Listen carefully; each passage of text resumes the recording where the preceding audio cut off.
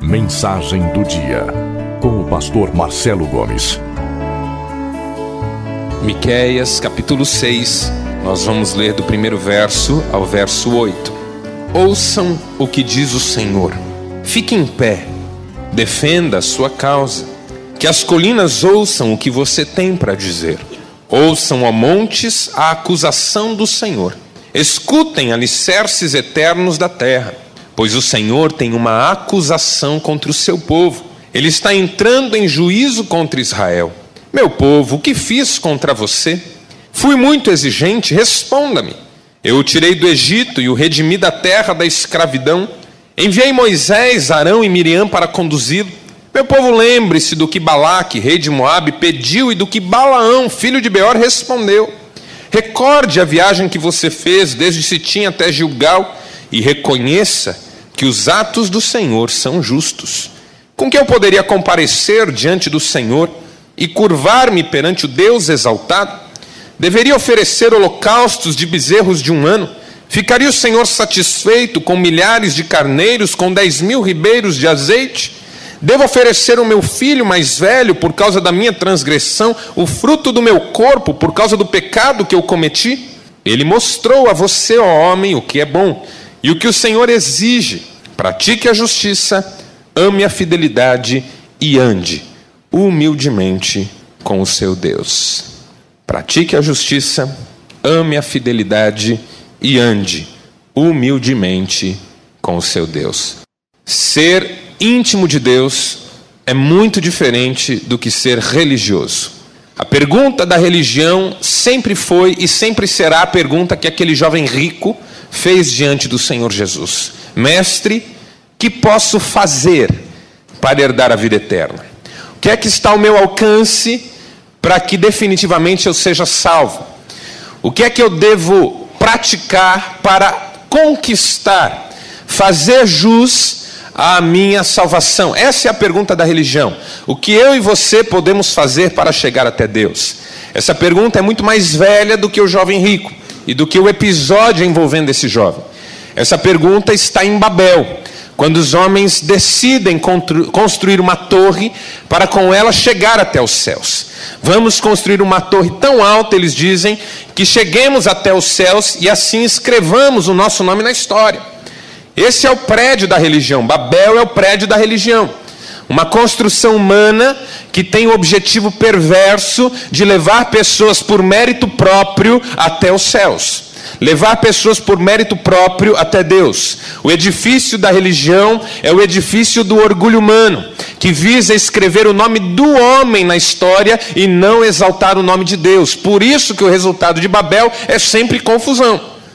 O resultado de Babel é sempre confusão, ninguém entendendo ninguém, ninguém conseguindo chegar a lugar nenhum, explosão religiosa, seitas de todo tipo, manifestações espirituais das mais diferentes, ninguém entende ninguém. Mas esse não é o desafio da palavra. O desafio da palavra é que conheçamos a Deus e sejamos seus amigos. Jesus disse para os seus discípulos: eu já não vos chamo servos, mas amigos, porque tudo que o Pai faz, eu falo para vocês, de forma que vocês são convidados à intimidade minha e do Pai, e não apenas a algum exercício religioso. Infelizmente, nos nossos dias, nós temos visto um retorno, uma retomada do desafio religioso como desafio fundamental até na igreja evangélica. As pessoas ainda perguntam: o que eu faço para conseguir a salvação? E às vezes não é nem a salvação que interessa. Às vezes é alguma bênção específica, alguma solução para algum problema específico. O que é que eu faço para ter um casamento melhor? O que é que eu faço para conseguir uma promoção no emprego? O que é que eu faço para ter mais dinheiro no final do mês? O que é que eu faço para ter filhos mais educados? O que é que eu posso fazer para ter aquela vida que eu desejo e que já não é mais a eterna? É esta aqui agora, do jeito que eu sempre sonhei. Por isso que há muitos anos eu disse pela primeira vez, que a teologia da prosperidade não tem escatologia. Escatologia que é o estudo sobre o fim do mundo e o fim das coisas. A teologia da prosperidade não tem escatologia. Porque para a teologia da prosperidade, Jesus não precisa voltar. Aliás, é melhor que ele não volte. Assim eu tenho mais tempo para viver o céu aqui E eu quero viver o céu aqui, porque o céu que eu imagino não é o céu de todos. O céu que eu imagino é o meu céu. Um lugar de onde as pessoas possam me ver, onde as pessoas possam me ver e dizer: que inveja, como eu queria estar lá também. Não é bom quando as pessoas olham para nós e têm inveja da nossa vida? A grande desgraça humana é que, por mais que os outros nos invejem, nós sempre invejamos alguém. Por exemplo, um dos reflexos da miséria humana é a fascinação que o poder tem pela figura de César. Depois do Império Romano, toda figura de autoridade no mundo deseja ser como César. Todo homem, toda mulher de poder no mundo tem como figura máxima César. Por exemplo, alguns são chamados de czar. Acho que na Rússia os imperadores eram chamados de czar, uma referência a César. Na Alemanha, Kaiser, referência a César. Em vários lugares no mundo, a figura máxima, o líder maior, é chamado pelo título de César. O problema é que César não estava contente consigo mesmo. César queria ser Alexandre o Grande. Ele dizia para os seus servos, para os seus súditos, para os generais do seu exército, que ele não estava feliz com tudo que ele tinha conseguido, porque Alexandre tinha conseguido muito mais do que ele. Então, embora todas as pessoas do mundo quisessem ser como César e ainda queiram, César não gostava de ser quem era. César queria ser como Alexandre o Grande. E chorava. Conta-se que um dos seus generais entrou no seu aposento e o pegou chorando. E a pergunta que ele fazia às lágrimas era: por que eu não sou como Alexandre? Mas é aí que está o problema. Alexandre também não estava contente consigo mesmo. O sonho de Alexandre era ser como Hércules. Ele chorava porque não era como Hércules. Ouvia desde criança as histórias dos feitos de Hércules e estava insatisfeito consigo mesmo o tempo inteiro porque ele queria ser Hércules. Mas aí que está o problema: Hércules não existiu. E essa é a fantasia humana, que nós vamos invejando uns aos outros até aquele ponto em que alguém inveja alguém que nunca existiu. Uma vida que nunca existiu, um sonho que nunca existiu, uma realidade que nunca existiu e que nunca vai acontecer.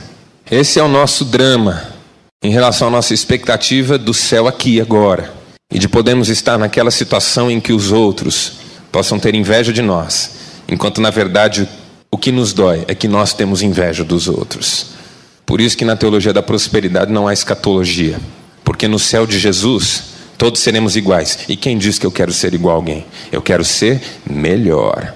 Os discípulos viviam perguntando isso: mestre, quem é o maior no reino do céu? Quem é o melhor dentre nós aqui? Quem é que vai ficar um à tua direita e um à tua esquerda? E assim nós vamos construindo os nossos edifícios religiosos, que se multiplicam. Porque aí na busca por ser melhor, a minha denominação tem que ser melhor que a do vizinho. E se o vizinho está fazendo uma coisa boa, eu tenho que fazer uma coisa melhor. Porque as pessoas têm que querer vir para essa igreja e não para aquela. E mais, até as pessoas que já estão lá, eu gostaria que viessem para cá. E uma briga, uma confusão. Babel. Assim seguimos construindo os nossos edifícios religiosos. E forçando nos usos e costumes, e forçando no moralismo, e forçando nas propostas de sucesso, e exagerando numa legislação que nunca foi de Deus, mas sempre foi nossa. Note que o Antigo Testamento é muito interessante. O Antigo Testamento traz no seu bojo todo o conjunto das leis que Deus promulgou através de Moisés. A legislação do Antigo Testamento chega a ser tão pormenorizada que em Deuteronômio se legisla sobre uma mulher que vai separar uma briga entre dois homens e sem querer encosta no órgão masculino. Sua mão deve ser cortada. Imagine que uma mulher vai apartar uma briga e ela toque o órgão genital de um dos homens que está brigando. A sua mão tem que ser cortada. Isso está lá em Deuteronômio. Uma legislação muito específica, muito aprofundada, muito forte. Mas aí, à medida em que você vai lendo o Antigo Testamento e conhecendo a história do povo de Deus, você defronta com textos extraordinários, como por exemplo esse que nós acabamos de ler. Num mundo religioso, em que a legislação era tão específica, tão clara e tão profunda, em que o edifício religioso parecia tão bem construído, um profeta como Miqueias se levanta no texto que nós lemos e diz: você sabe o que Deus quer de você no fundo? Não é que você seja um religioso, não é que você ofereça muitos sacrifícios, não é que você faça algo que te conduza ao céu de Deus, mas é que você pratique a justiça, ame a fidelidade e ande humildemente com o seu Deus. É uma proposta de relacionamento e de transformação, já num contexto do Antigo Testamento ainda. Note que não é só a partir de Jesus que nós somos chamados a uma vida de espiritualidade e intimidade com Deus. Mesmo em meio a toda a legislação do Antigo Testamento, o convite permanece o mesmo, que andemos com o nosso Deus. E se você olhar comigo para esse texto, você vai perceber como ele é interessante. Esse texto segue o padrão de uma peça jurídica, de um texto desses de tribunal, como se Deus estivesse chamando o seu povo para o tribunal. Do primeiro verso até o verso de número 5, nós temos a montagem do tribunal, a convocação das testemunhas e o anúncio da queixa. A reclamação de Deus é expressa na forma de uma queixa. Então fiquem em pé aqueles que agora têm que defender a sua causa. Em pé o réu. As montanhas são testemunha. As colinas vão ouvir o que se vai dizer. Os alicerces eternos da terra vão escutar. Deus tem uma acusação contra o seu povo. Deus é o queixante. Deus é o reclamante. Deus tem uma acusação para fazer. E a acusação vem no versículo 3, então, neste formato de queixa.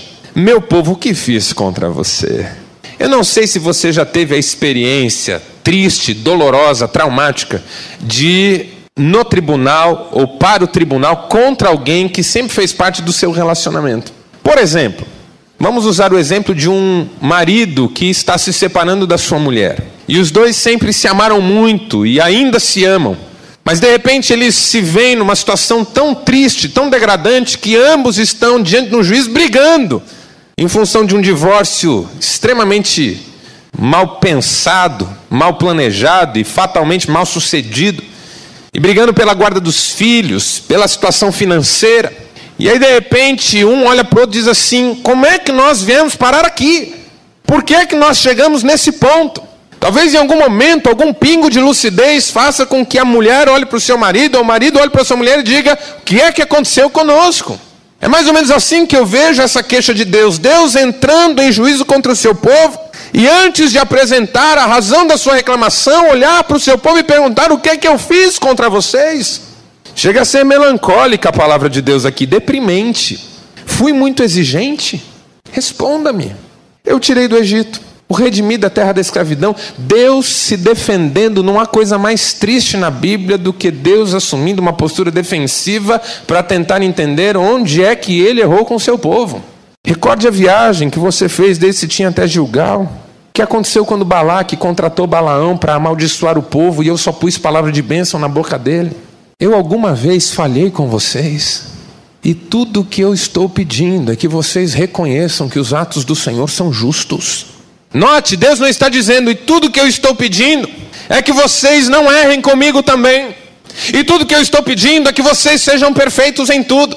E tudo que eu estou pedindo é que vocês sejam como eu. Eu nunca pisei na bola com vocês e o que eu quero é que vocês jamais pisem na bola comigo. Não, não é isso. O que Deus está dizendo é: eu só estou pedindo que vocês reconheçam que eu sempre fui justo com vocês. O nosso primeiro e mais importante desafio quando ouvimos uma mensagem de Deus é glorificar a Deus.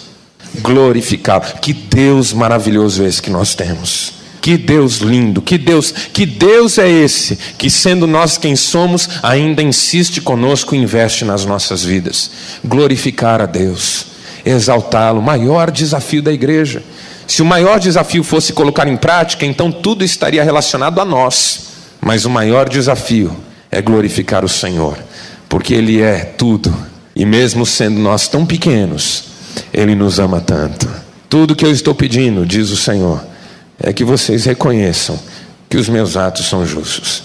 E aí a pergunta que o povo faz, porque no tribunal funciona assim: o réu tem direito à defesa, e ele pode se pronunciar, e o povo se pronuncia. Mas note como é difícil para o povo escapar das amarras de uma religiosidade vazia. Porque a partir do versículo 6 e até o versículo 7, o povo pergunta: com que eu poderia comparecer diante do Senhor e curvar-me perante o Deus exaltado?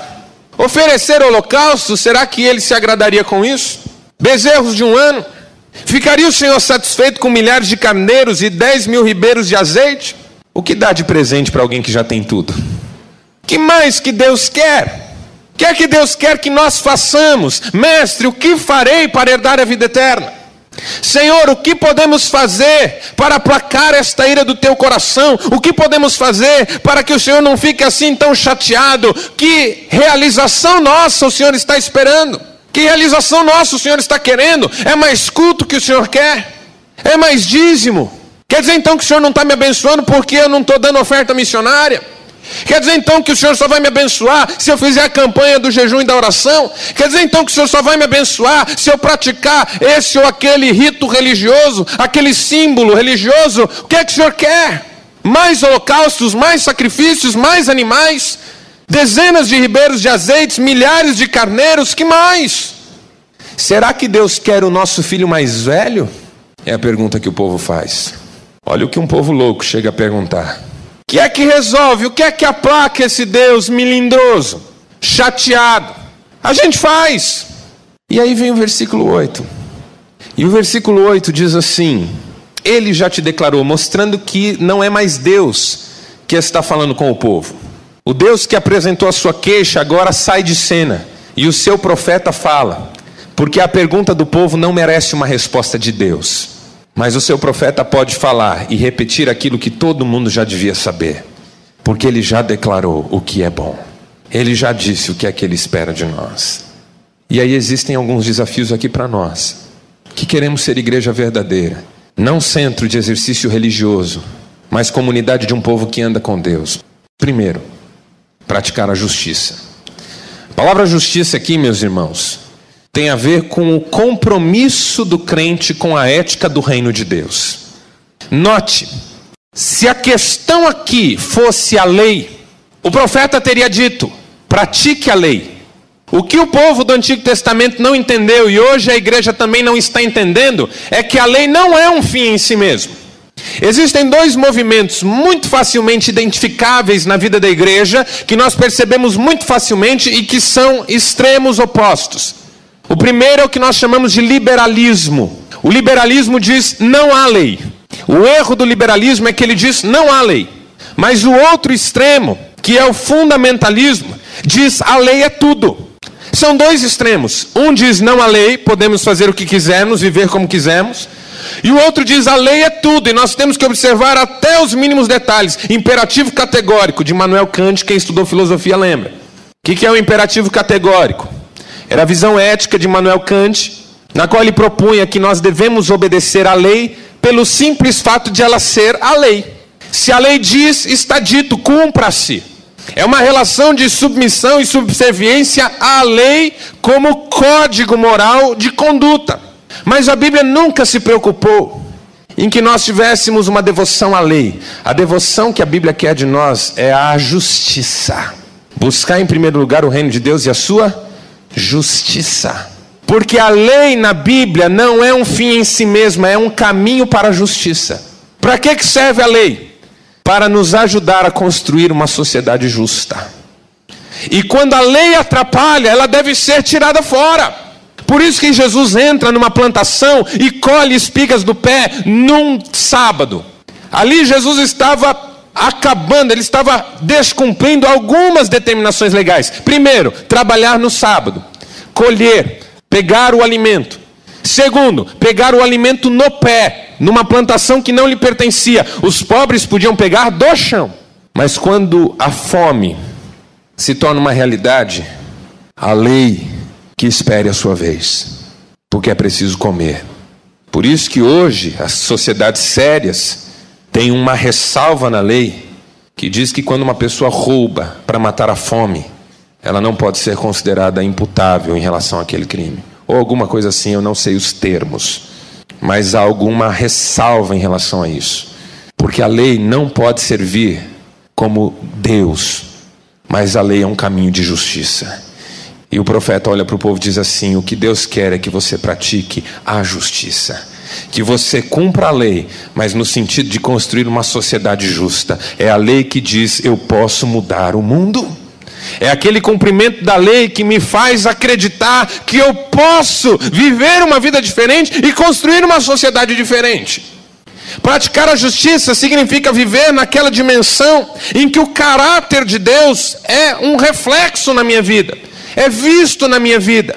Aquele propósito original de Deus, em fazer o homem à sua imagem e semelhança, para que na criação o reflexo de Deus pudesse ser visto por toda a natureza. Hoje a gente olha para o mundo e a gente não vê Deus. A pergunta que as pessoas fazem quando olham para a maneira como nós vivemos é: onde está Deus? Será que Deus existe? A velha pergunta que C.S. Lewis elabora no seu livro O Problema do Sofrimento. Se Deus é bom e todo-poderoso, por que é que nós sofremos? Eu já ouvi essa pergunta várias vezes. Já falei de Cristo para pessoas que me disseram: se Deus existisse, o mundo não estaria assim. Quando o crente é chamado a viver a prática da justiça, ele está sendo chamado a viver de tal maneira que as pessoas possam ver Deus na sua vida. O que eu estou fazendo agora glorifica a Deus. O que eu estou fazendo agora exalta o caráter de Deus. Um livrinho muito antigo que fez muito sucesso no Brasil. Nos seus passos, o que faria Jesus? Nos seus passos, o que faria Jesus? Claro que aqui eu não estou propondo que a gente saiba o que Jesus faria, por exemplo, diante de um computador, ou o que Jesus faria em relação à questão da engenharia genética. Mas a pergunta é: o que eu estou fazendo glorifica a Deus? Serve a Deus? Constrói um mundo melhor e mais justo?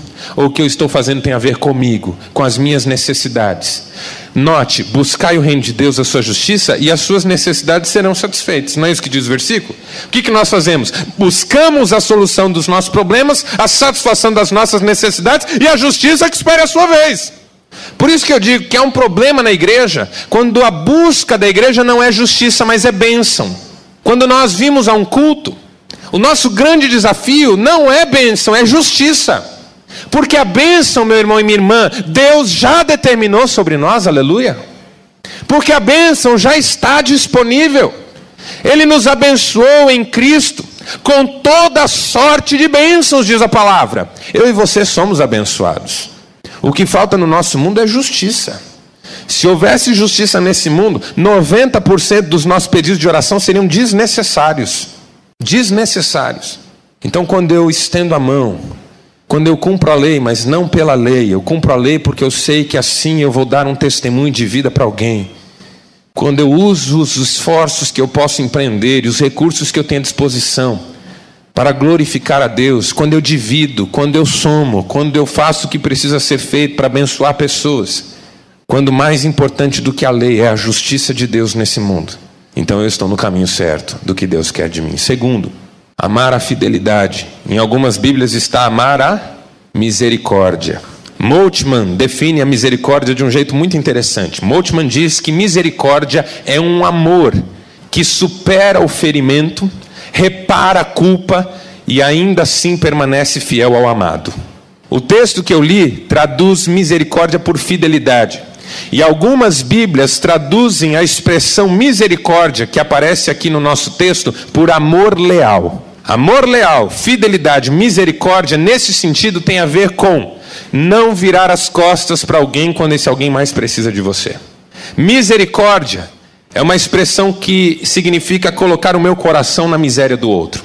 Fidelidade significa que a hora que o nosso relacionamento for colocado em crise, não serei eu quem romperá com você. E amor leal significa isso, amor que permanece amor mesmo quando as coisas não vão bem, mesmo quando as circunstâncias são adversas. Primeiro, Deus quer que eu pratique a justiça, que eu viva de tal maneira que o seu nome seja glorificado através das minhas atitudes. E agora Deus quer que eu seja leal aos meus relacionamentos, de forma que quando as coisas não forem bem, eu continue sustentando os relacionamentos que Deus me deu. Maridos leais às suas esposas, mesmo quando o casamento está em crise. Esposas leais aos seus maridos, mesmo quando a situação financeira está terrível. Pais leais aos seus filhos, mesmo quando eles dão trabalho. Filhos leais aos seus pais, mesmo quando eles são chatos. Irmãos leais aos seus irmãos, quando eles estão na pior. Pessoas leais a outras pessoas, quando elas mais precisam. Misericórdia significa: não é porque você entrou nesse túnel que eu pulei do seu trem. Não é porque você está nessa droga de situação que eu vou fingir que eu não conheço você. O que é que Deus pede de nós? Que nós não sejamos hipócritas e interesseiros. mas que nós estejamos lado a lado com aqueles que mais precisam. Solidariedade é uma palavra-chave. Amor cristão. Eu tenho conhecido pessoas que na hora da desgraça ficam sozinhas, abandonadas por todos. Os amigos mais chegados já não fazem mais aquelas visitas. Na minha família, nós passamos por muitas lutas, várias vezes.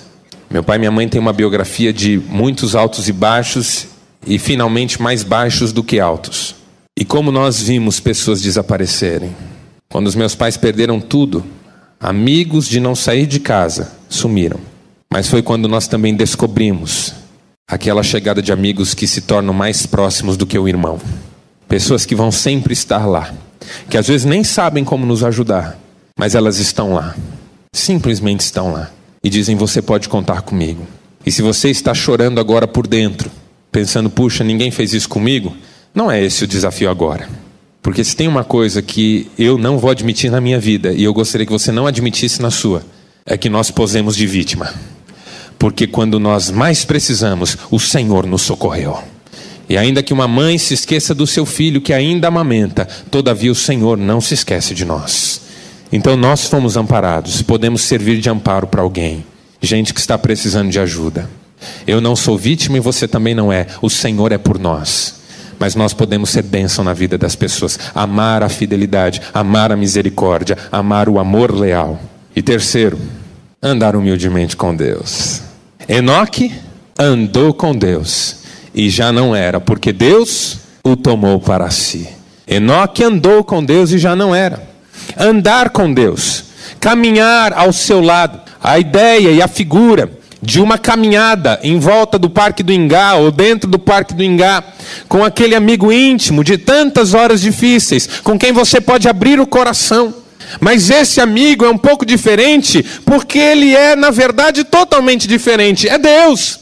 E a bênção desse caminho ou desse caminhar é que, sendo Deus, Ele não se isenta de estar ali conosco. E nós podemos contar com Ele. Mas sempre lembrando que Ele é Deus. E nós somos apenas pessoas. Note, não é andar com Deus, é andar humildemente com Deus. Orar no templo e em casa. Não é orar na igreja e em casa, é orar no templo e em casa. Orar em conjunto com os irmãos e orar no secreto do quarto. É ler a palavra, não apenas quando alguém diz: abra sua Bíblia em tal livro e tal capítulo e tal versículo, mas para alimentar-se diariamente, como quem se alimenta do café da manhã, do almoço ou do jantar. É confiar em Deus e esperar nele.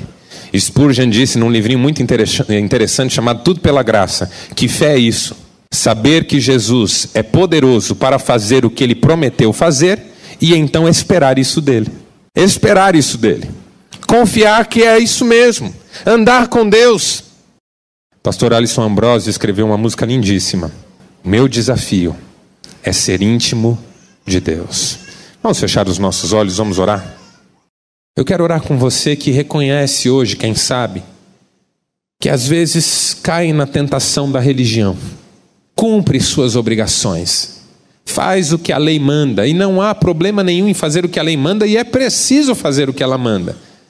Mas a lei não é a finalidade última. E ela não é um fim em si mesma. É um caminho para a justiça de Deus. Eu quero orar com você que hoje quer dizer: Senhor, livra-me de uma religiosidade sem sentido e dá-me da tua intimidade. Intimidade. Pai amado, reconhecemos que o nosso caminho, muitas vezes, corre o risco de se tornar um caminho de religião, com prédios, programas, práticas simbólicas, litúrgicas, contribuições financeiras, e é como se cumpríssemos a nossa obrigação espiritual fazendo essas coisas. Como disse Jesus, devemos fazer estas coisas sem esquecer as outras. E o nosso grande desafio aqui hoje, nós reconhecemos isso, é andar com o Senhor, beber da tua fonte, comer esta palavra linda, orar aquela oração secreta que é entre nós e o Senhor, e não poderia ser de outra forma. Sabemos que o nosso desafio é intimidade, mas estamos tão corridos, ó Deus.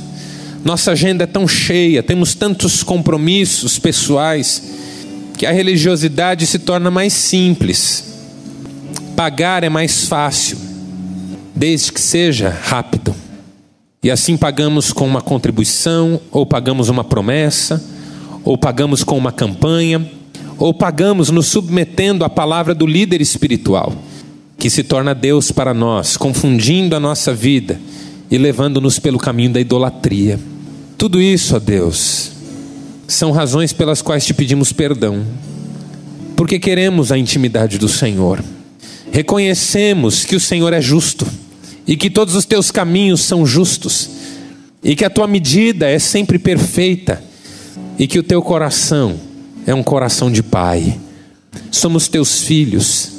Temos um convite tão maravilhoso nas mãos, o mais maravilhoso convite das nossas vidas: vivermos como filhos, filhos amados, que confiam no seu Deus, que esperam no seu Deus. Pai, cura o nosso coração, preso ainda a tantos preceitos de homens. Livra-nos do moralismo, do fundamentalismo religioso e também do liberalismo, de quem vive apenas aquilo que quer viver. Dá-nos viver a vida de Cristo.